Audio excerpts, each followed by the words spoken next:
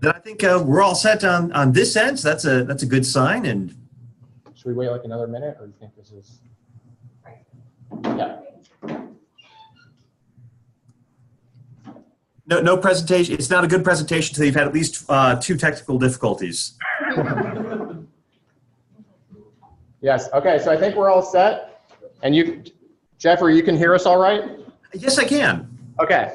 Can you all hear him in the back? Yeah. Okay. So I'm just going to introduce you, and then we'll get started here. Okay. That sounds good. I'll look forward to it. Okay. So this is Dr. Geoffrey Stano, who works at Sport Office in Huntsville, Alabama. He got his master's degree from University of Oklahoma and his PhD from Florida State University. And we did not overlap at Florida State. He left about a year before I started there, but he worked on lightning cessation. And when I got there, I worked on a similar project. So he was very helpful to me as I got started on my master's thesis. And we were constantly emailing, and I was asking him questions, bugging him to help out with my thesis. So I was really appreciative of that. And he is one of the top lightning experts in the field. And so his presentation today is going to be on the Geostationary Lightning Mapper and its uses. Okay, so take it away, Geoffrey. Well, Ari, thank you very much for that introduction. And to clarify, with all the emails you were sending, you were trying to figure out what I was doing because I think my code was poorly documented at the time. So it's kept it exciting, and it was always good to speak with you and hear what you were up to on your projects. Well, once again, thank you very much for the opportunity to talk here today. This is kind of the fun part of the job, to be able to reach out to students, everyone who's working in meteorology, and just kind of tell them about what we do. A lot of the work that I'm doing today and what we'll talk about today is going to be focused on operations. So I should avoid all the equations and everything like that, so it should make for a more enjoyable lunch at that point, and we'll jump right into it. Kind of as Ari was mentioning already, a lot of my work is with total lightning applications. So total lightning is basically the observations of both intracloud and cloud-to-ground lightning.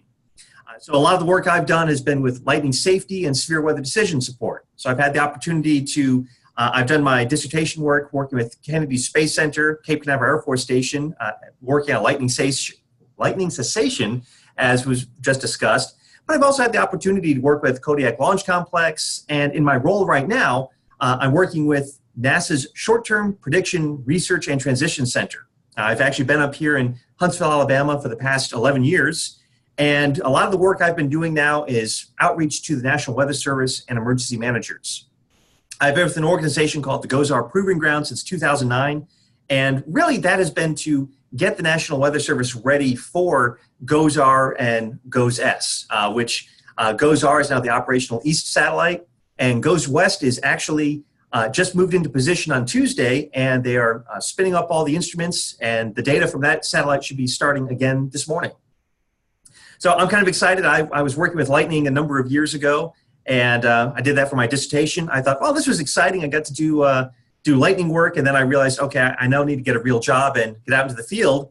And I said, well, I'll probably never do lightning again. And as I said, here I am 11 years later, still working on lightning. So it's been a real fun opportunity for me here down in Huntsville. So real briefly, I'll mention what is the NASA SPORT program. The organization that's been here since 2002. We are a group associated with the Marshall Space Flight Center. Traditionally, Marshall Space Flight Center is best known for a lot of the engineering work that goes on for NASA. So we have the test stand out here where they actually test a lot of the rockets in a static mode. So they literally strap the rocket down and will ignite the engines, things like that. They do a lot of, again, the engineering work out here. But there is a small Earth Science division that's associated here at Marshall. Now, the main role of SPORT is to really try to reach out to end users. Most recently, it's been with the National Weather Service to try to infuse new NASA and NOAA data sets and research capabilities into the operational environment. So for many years, we've been working in the GOES-R Proving Ground because NASA instruments such as the MODIS instrument from Terra and Aqua served as a good precursor to the advanced baseline imager that is on GOES 16 and 17 now. But as you see through here, our map on the left-hand side shows all of our partners that we've been working with in terms of national centers, weather forecast offices, also some of the other data providers across the country. And we pretty much have some collaborations going on throughout the United States. But we've been trying to work to grow beyond just our NOAA National Weather Service partnerships. As kind of a short overview of what SPORT works with, we do everything from modeling, lightning work, remote sensing, and also more recently, disasters work. So essentially, this is trying to use satellite information to help aid FEMA and emergency managers to identify issues after some sort of major catastrophe, whether it's fires, hurricane landfall, earthquakes, those types of things. Probably what we're best known for has been working with some of the day-night band imagery to look at power outages from space. We also do a lot of work with decision support systems with our end users. So that's either ArcGIS or AWIPS with the National Weather Service. But also a key part is our transition training and assessment. As you see on the right-hand side through here, a lot of the work we do with SPORT is we're not just tossing data over the fence. We work hand in hand with our end users to understand what their forecast problem is, try to match the data sets we have available, and then develop a solution. That requires doing training with forecasters, assessing the impact of the product, and then really trying to take a hard look and say, have we addressed the problem? If we haven't, we kind of go through the loop once again. If we do, we try to work to move to a full transition. And again, the key point that we do is that we're making sure that we involve the end user throughout the whole process. And Ari, I'm going to stop real quick here. Are you able to see my mouse cursor when I move it around? Yes, we can. Oh, you cannot? No, yes, we can. Okay, great. I'll try to kind of verbally mention where things are going here. So that's a little bit of the background about the SPORT program, and I'll jump right into what we're going to do for the Geostationary Lightning Mapper. Now, this particular talk, it's focused on operations and the uses of the GLM. This is very similar to some presentations I've done with the National Weather Service. So really what I want to talk about is just what is the Geostationary Lightning Mapper, or GLM. I'll show some initial examples, talk about the fact that we are looking at a space-based instrument, so we're trying to look at lightning and also deal with parallax at the same time.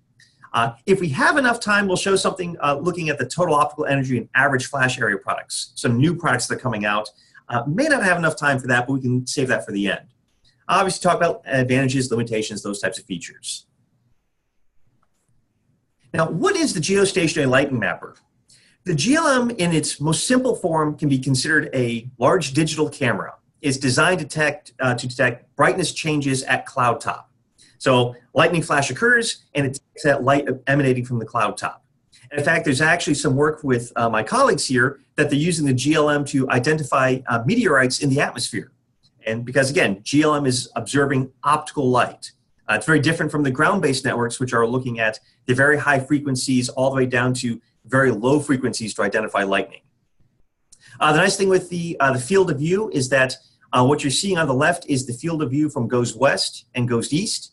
It covers 54 degrees north and south. So it's a fascinating instrument that it gives a huge area of coverage from a space-based platform. We do have the ability to observe intra-cloud and cloud-to-ground lightning. And that intra-cloud component is very, very important. Most of the ground-based networks are generally cloud-to-ground detection networks. Generally, they are getting better as time goes on, but generally, they can only see the cloud-to-ground flashes.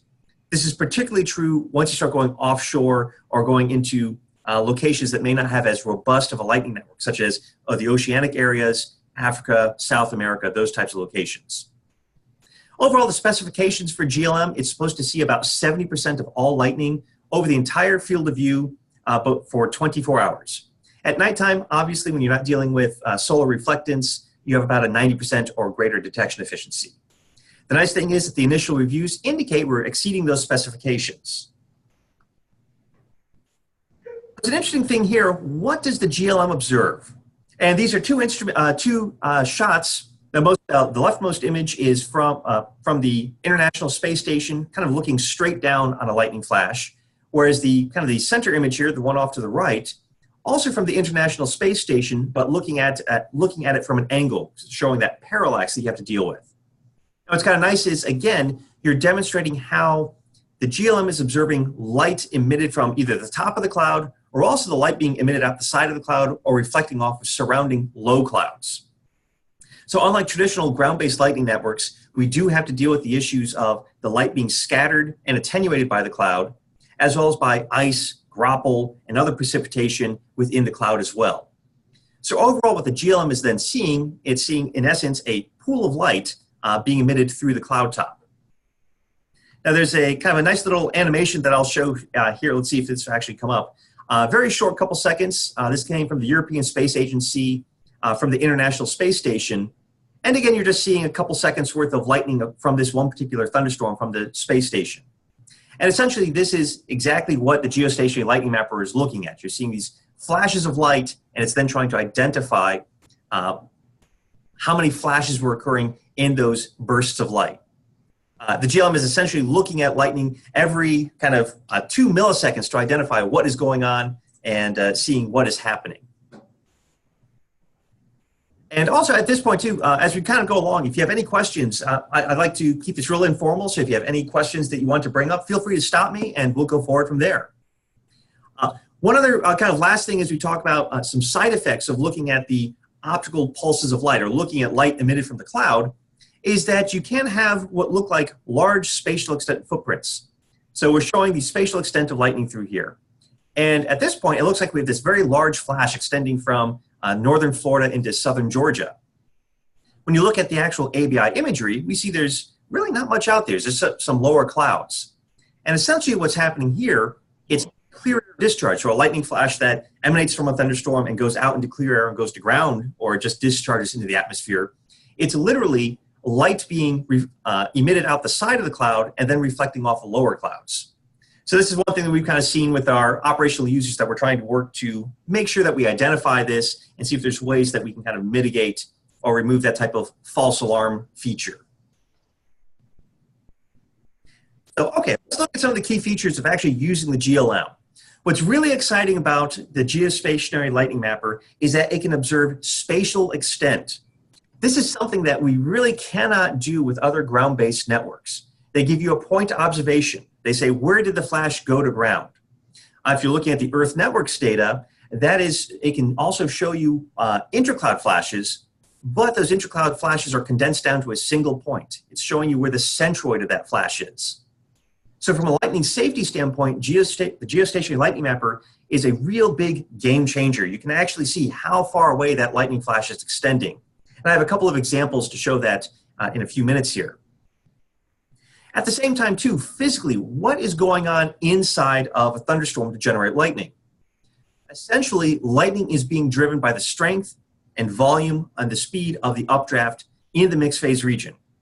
So if you kind of get into that mixed phase region where you have supercooled water droplets mixing with ice crystals, liquid droplets, things like that, that's kind of your inductive, non-inductive charging processes. So you're developing charge within the atmosphere within that thunderstorm. If you get a bigger updraft, a more voluminous updraft, it's going to show much more lightning. So by being able to know that physical reasoning, as you see more GLM observations, this indicates that the storm is strengthening, or that is a proxy for the strength of the storm. In its ultimate extent, you can use this for severe weather identification, for a very rapid increase in lightning detection. The nice thing about this too is once you start getting away from radar-rich areas, Intermountain West, oceanic regions, or other parts of the world, you can use the Geostationary Lightning Mapper as that proxy to help identify what else is going on in that storm. And it's a good way, just in addition to just looking at severe weather, you can look at it to monitor development, lightning safety, and identify other features. At the same time, too, as we kind of point out that southern storm through there, just seeing a little bit of lightning can help identify where a storm might be developing. So the next image here, this is just kind of this is coming from the National Weather Service's AWIP system. So again, this might not be how you would view it if you're looking at it outside of the Weather Service, but it kind of is a nice little way to kind of visualize information here. What I want to kind of, again, remind everyone is that the GLM is observing lightning extremely differently from other lightning detection networks. GLM is looking at the optical light emitted from cloud top. And when you kind of stop and think about it, it's attempting to discern all the flashes that are occurring from an instrument that's 22,000 kilometers away from the storm. So it's pretty impressive that what they're trying to do here.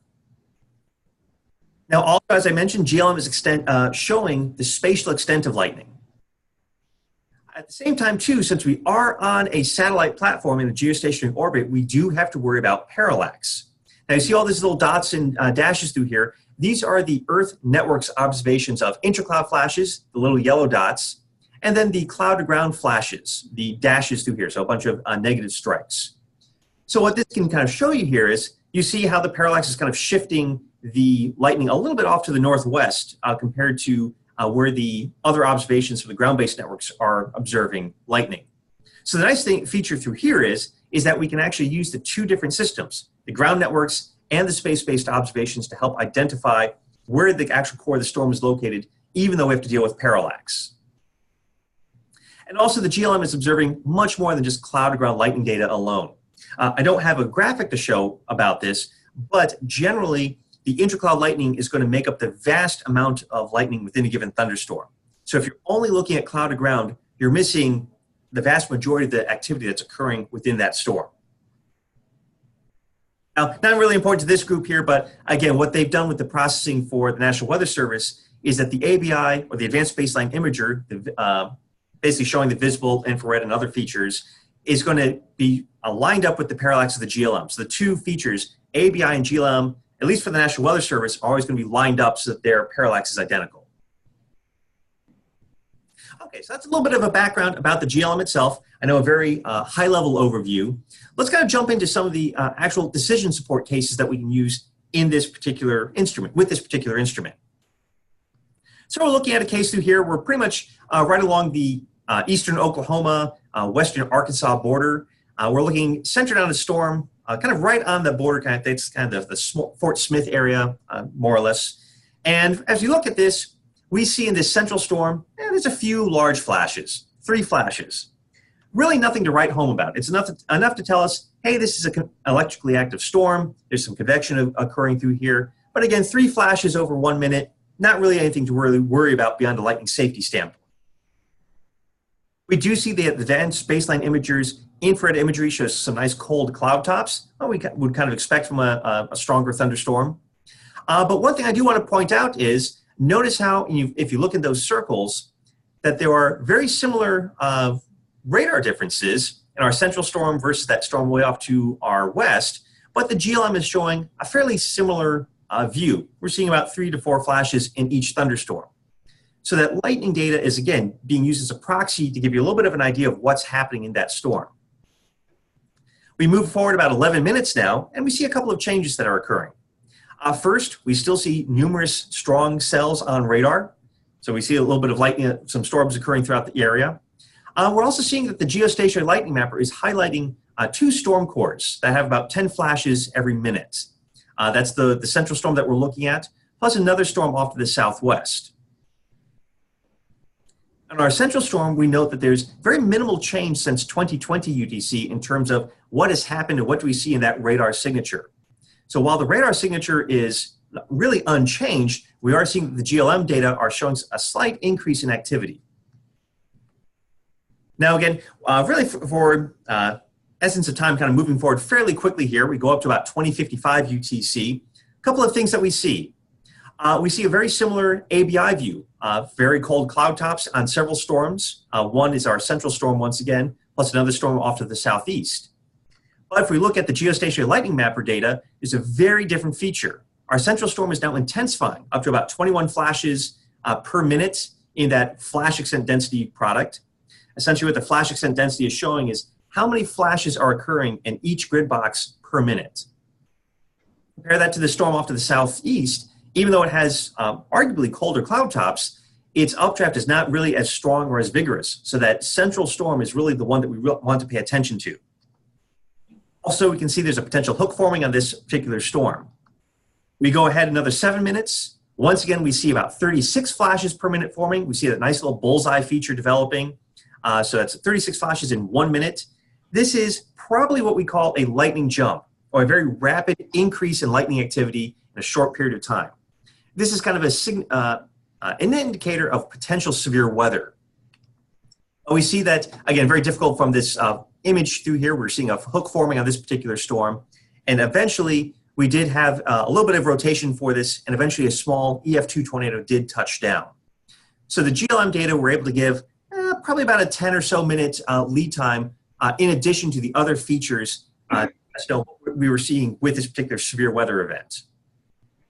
Also see off to the southwest, although the radar reflectivity is very strong, we're not seeing any real significant lightning with this storm. So it's kind of showing this storm core is either descending or potentially weakening. And then lastly, I just wanted to kind of show the whole feature once again as an animation, so you can actually see all the minute-by-minute changes that we see through here. What's kind of neat through this is that you can see a lot of the spatial extent that's occurring through here. So the lightning is covering a pretty wide area throughout this region. So in addition to worrying about the severe weather from this particular storm, we do have to worry about the lightning safety aspect as well. And again, a quick rule of thumb, if we're looking for kind of like a subjective lightning jump, you're looking for a rapid increase in 5 to 10 minutes. From prior work with the ground-based lightning mapping arrays, these are very short-range networks, but they can see spatial extent and intracloud lightning. You're really trying to see at least 30 flashes per minute. Preliminary GLM work suggests the threshold might be a little bit lower, and that might be due to attenuation of the lightning signal, as stronger thunderstorms might block the light being emitted going to the satellite instrument. There's also a 5-minute summation product that would obviously have to be a little bit higher. We're still working to gather additional feedback, and we're looking forward to assess this more this spring to kind of identify that. Another thing to kind of look at, I've been mentioning this with lightning safety, we want to look at spatial extent. This is a completely new ability with basically available lightning data. The National Lightning Detection Network and Earth networks are primarily point observations. They tell you where lightning is occurring, where it's coming to ground, or the centroid of intracloud flash. But it cannot tell you how far that lightning flash is extending. You can kind of infer that a little bit, but it doesn't give you a nice graphical image through here. Now what we see in this case, we're showing where the little cloud to ground points are showing through here. So you see 3 points, a very different feature occurring with the spatial extent, and also being able to see those intracloud flashes. To give you a sense of scale here, this is a 40-mile bar. We see that lightning is extending easily east to west, probably about 50 to 60 miles. Also, we see that the lightning can extend well into the stratiform region. And while it doesn't happen in this particular case, you can have lightning flashes that go to ground in that stratiform region. The other nice thing about this is that the Geostationary Lightning Mapper, it's not a proprietary instrument. Unlike the National Lightning Detection Network or Earth networks, those are privately owned networks that you have to pay to purchase the data for. So the GLM, since it's a public instrument, it can be shown on the web in real time. So the Weather Service can show it. You can put this on lightning safety applications, and you can get that visualization out there to people without having to purchase the data. Now, this is also another neat instrument or another image to look at here, just kind of reinforcing the lightning safety aspect through here. This is a single lightning flash that occurred earlier this year where we're showing kind of eastern Texas through here. Lightning flash that initiated around Bryan, Texas, extended up towards about Waco, Texas, and then went off to the northeast out to Tyler, Texas. And you see through here these 3 yellow dots. Those are the associated cloud-to-ground flashes detected. So this is a single lightning flash. You can see the lightning channel through here that extended 100+ miles from its point of origin and then came to ground 4 separate times. So in many ways, being able to use GLM data, it helps connect the dots between the ground-based networks and what the GLM is observing. And now, kind of as we start wrapping up a little bit here, I want to talk a little bit about parallax with the GLM. This is going to be a big difference with working with other GLM networks. Not GLM networks, other lightning networks. The main issue here is, since we're working from a satellite-based platform, we're going to be looking at lightning kind of from the side. And I'm kind of focusing in on Oregon through here. So we're looking at the GO16 Advanced Baseline Imager. We're looking at the visible imagery. This is about a nominal half-kilometer product. And I've circled a storm of interest over Oregon. If we show the Geostationary Lightning Mapper, we see how those grid boxes have that kind of interesting parallelogram look to them because they're being stretched off to that northwest to follow the parallax. And the little red dots might be a little bit difficult to see are the various intracloud flash centroids that the Earth network is identifying. And there's about 1 cloud-to-ground flash associated with this as well. So what helps here is, again, we want to combine the data sets using the GLM that gives you the spatial extent and a really good view of the intracloud lightning or the total lightning features, whereas the ground networks kind of help you identify okay, the storm is actually located a little bit more off to the southeast to address the parallax that we're seeing. And then kind of lastly, one more operational example from the National Weather Service. I'm showing here, this is a US radar coverage map. And we're definitely pretty spoiled here on the eastern part of the United States in terms of our radar coverage. We have a lot of good coverage with Doppler radars across the southeast, eastern United States. Getting a little bit tougher up in Vermont overall is not too bad, but again, we do see a little bit of trouble along the kind of the Vermont, New Hampshire border, also going off into Canada a little bit. But the real big issues start coming out over the Intermountain West and the western part of the United States. We see whole chunks of states, Nevada, Utah, parts of Arizona, the Four Corners region, where there's literally just no radar coverage whatsoever. This results in a very interesting ability of using the Geostationary Lightning Mapper to monitor convection. This is kind of important. If we kind of look at this, we're looking at the National Radar Mosaic in the upper left, the Geostationary Lightning Mapper flash extent density in the upper right, and then just kind of some additional, the sandwich product showing the infrared and visible imagery together, as well as one of the day cloud phase red, green, blue composite. And we can talk about that kind of at the end of the presentation here. Essentially, this is kind of helping to use the satellite to identify convection, ice clouds, those types of features. What I want to point out here is in this large oval that you're seeing over central Nevada, there's literally no radar observations. We do not see what is happening in these points. Yes, we do see the ABI's imagery. We're seeing some activity through here, but we're seeing geostationary lightning mapper data in this region where we have absolutely no radar coverage. This lets us know that we have convection occurring. This is likely could be producing heavy rainfall. This has a safety impact. There is an event many years ago in a place called Big Thompson Canyon. Essentially, it's a popular hiking location. Essentially, it's box canyons. You go walking through the canyon, but once you get into it, it's very difficult to get out of it. There was unfortunately heavy precipitation that occurred well away from the canyon, but that rainfall came down. It was not well identified, and then unfortunately created a flash flood downstream in the canyon and caused several fatalities. So in this particular case, the GLM can help with other satellite observations to help fill in the gaps of the radar to identify where there's likely heavy precipitation occurring. And kind of another thing to look at, this is an in-house product that we're working with on lightning safety. Right now, we've called this the GLM Stoplight product. This is an activity that we're working with Marshall Space Flight Center for lightning safety work, as well as some local emergency managers. The question was, they wanted to say, we want to know where lightning is occurring and how old is it? So we decided to base this off of the National Weather Service's 30-minute rule. In other words, stay indoors for 30 minutes after you see lightning or hear thunder. And what we see through here is the red is indicating lightning flashes that have occurred within the past 0 to 9 minutes. Yellow is 10 to 19 minutes. Green is 20 to 29 minutes. One of the pieces of feedback that we've already received is that we probably need to change the color because green is probably not the best approach, as green indicates safety. So we're working on that. We're changing it to more of a red, orange, yellow color scheme versus what we've shown here in this initial case. So again, you see a nice sense of the spatial extent. You get 30 minutes worth of data in each frame. So you get a very simple sense of where is the storm moving if you're just looking at a still image. And the other thing I want to point your attention to is look at how many times you see red pixels next to green pixels. Once again, shows just the importance of why you do not want to be wandering outside as soon as the rain passes you by, or if you hear lightning, hear thunder, and just go out 5 minutes later, because the potential for lightning to recur in that area is very, very high.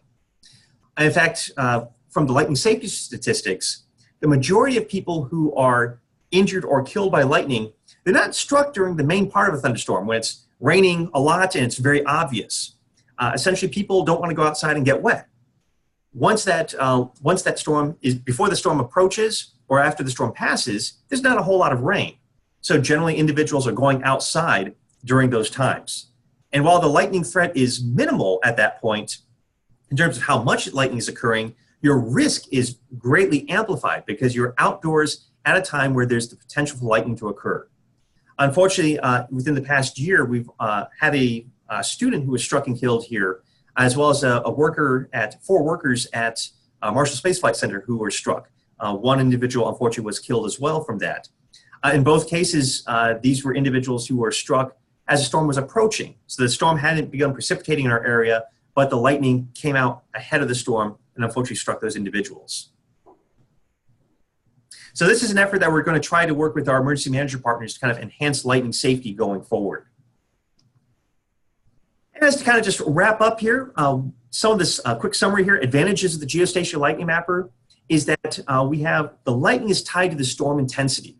So a stronger, more voluminous updraft is going to generate much more lightning. Extreme case of this is going to be a lightning jump, which can indicate potential severe weather. At the same time, too, we have situational awareness. If you're a forecaster, if you're looking at multiple storms, the GLM is a way to help triage your time. So if you're looking at multiple storms and only one storm is showing a lot of lightning associated with it, you know you can spend more of your time on that particular storm and wait to see if the others develop. We have the new features of looking at spatial extent because we can see, well, one, we can see the spatial extent, but we're also observing intra-cloud lightning. This gives us a lot more information to help support lightning safety.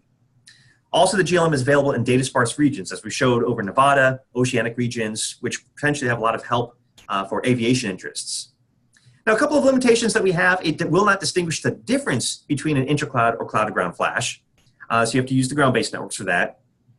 If you're looking for polarity, a positive, negative strike is not going to show you that type of stuff. Also, you can have some interesting cases of a high shear, low cape environment. In this type of environments, you can get severe weather without really generating a whole lot of lightning. So in this particular case, you're going to have a null event. You'll get severe weather, but you won't necessarily see a lightning jump associated with that. But what's nice about this is that if you know that you're in that type of environment, if you see any lightning, that's going to be a pretty unusual signature to see, and that can still give you an insight as to what that storm is doing. And also, again, since we're looking at optical data, visible light, this is going to have its best detections at night because you're not dealing with solar reflectance. And just to kind of wrap up here, I have a couple of, showing a couple of links through here of the GLM VLAB page from the National Weather Service. We have some short course information from UCAR that you can look at. University of Maryland has some sites that you can check out for real-time GLM data, also the NASA Sport webpage. Feel free to contact myself with any questions, and with that, I'll open up to any questions. Okay, let's thank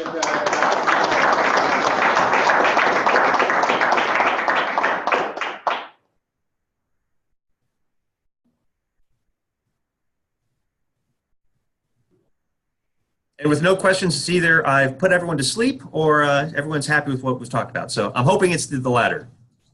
Geoffrey, I'll start with the question. Can you hear me? Yes, I can. Okay. So what do the National Weather Service forecasters think about the GLM product? Have they been happy with it? Has it been too complicated for them? What are kind of their thoughts on that?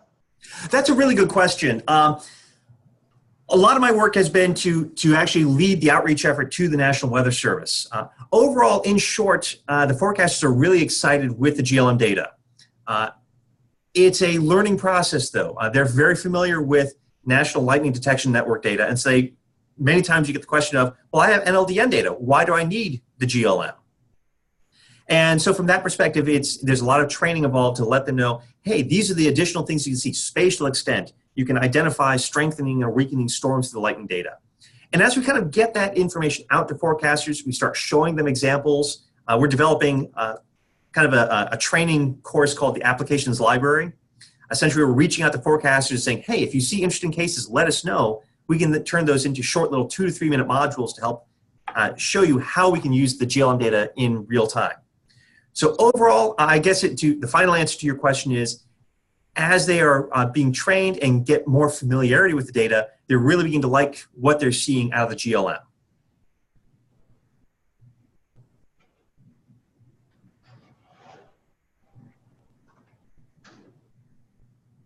Yeah, we have a question from a student. It's really interesting where there are the gaps with the radar. Are there currently products out there that have already kind of interpolated some of or added in some of the satellite observations into them, or is it right now just kind of have to like compare and contrast by looking at those projects? Right now, it's kind of each forecaster kind of has their own approach to how they want to look at it. So some forecasters are going to focus more on advanced baseline imager observation. So they'll look at the IR and visible or the red, green, blue composites. Other forecasters might try to fill in those gaps with model observations, model data, such as the rapid refresh model, try to help fill in those gaps. And then others are trying to use the GLM to kind of help identify what is going on in those locations. Overall, there's not one specific or unified approach to try to fill in those gaps. And so I hope I answered your question directly there. And if not, please let me know and I can take a different approach. No, yeah.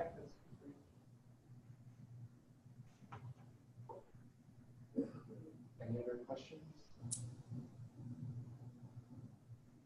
Geoffrey, one last question just to kind of wrap up here. Some students might not be familiar with parallax. Do you want to maybe explain parallax to those students that don't know what it means? Yes, oh, absolutely. I apologize for not having I don't have a graphic that I could show at the moment. I can try to send that a little bit later. Essentially what we're dealing with in terms of parallax, it's the issue that we're trying to take pictures of the Earth and the Earth is not flat. It's inconvenient, it's a sphere. And so what happens is, if you have a satellite, let's say you have a satellite over basically the longitude of Vermont. So that's going to that geostationary lightning mapper or the geostationary satellite is going to be centered on the equator anywhere at any longitude. And so your best imagery is going to be looking straight down at the surface of the Earth at the equator. As you start moving away north and south and east and west, instead of looking straight down on whatever feature you're trying to look at, the clouds, ocean, anything like that, you're looking more and more and more. You're tilting off to the side more and more as you go. And as you do that, that has the effect of kind of, if you take a grid box and let's say you have a 2 by 2 kilometer grid box directly beneath the satellite. Well, as you start moving away from the center point of where that satellite is above the Earth, that 2 by 2 kilometer grid box kind of gets smeared out and it gets larger and larger as you go out to the edge of the field of view. And that's because, one, the Earth, you're getting farther away from your center point, and also the curvature of the Earth is resulting in you looking more and more at the side of the feature versus looking straight down on it. I know that was probably not the most articulate response for what parallax is, but hopefully that gives you a little bit of an idea of what you're facing. No, I think that helps clear it up. Thank you. Oh, you're welcome.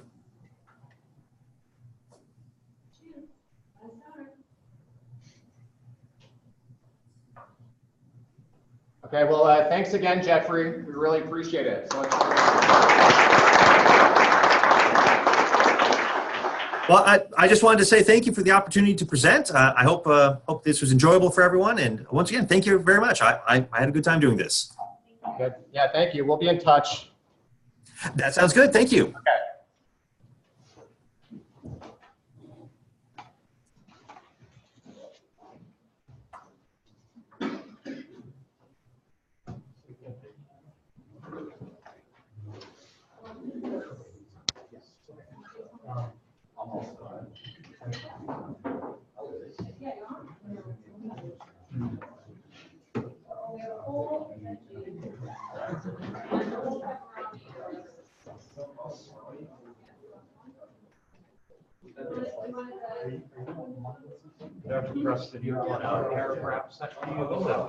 Yeah, just a short paragraph. So it doesn't have to, yeah, email it to me or print it out, write it out, however you want. And it'll be due after Thanksgiving break. Okay. It's like about what we found interesting. Yeah, what you found interesting, what you learned, anything like that. I wanted to talk to you about like internships as well. So.